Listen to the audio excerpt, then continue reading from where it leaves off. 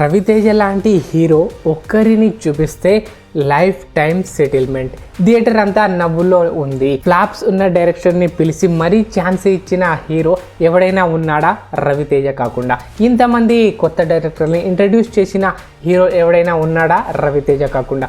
Box office results కాదు, market calculation కాదు, talent మీద నమ్మకం. అందుకే రవితేజ అంటే కేవలం హీరో కాదు, డైరెక్టర్లకి దేవుడు. ఫస్ట్ హాఫ్ లో షాపింగ్ మాల్లోని 8 నిమిషాల సీన్, సెకండ్ హాఫ్ లో హోటల్లో వచ్చే సన్నివేశం నవ్వుతూ ఉండేలా చేసింది. భర్త మహేష్లకు విజ్ఞప్తి, ప్రతి సినిమాని ఒకేలా చూడకూడదు.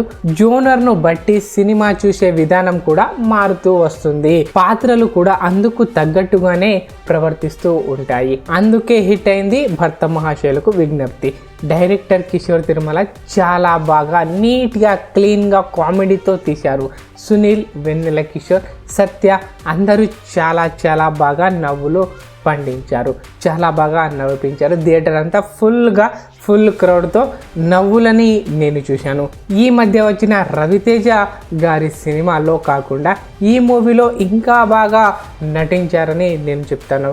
మీరు ఏమంటారు? ఈ మూవీలో వచ్చిన ఆ ఓల్డ్ సాంగ్ మాత్రం మైండ్ బ్లోయింగ్. అసలు ఆ ఎక్స్పెక్టేషన్ అయితే అసలు చేయలేదు. ఈ సాంగ్ అయితే చాలా బాగా నచ్చింది నాకు. మరి ఈ మూవీని మీరు చూసారా? మీకు ఏ సీన్ నచ్చింది కామెంట్లో చెప్పండి.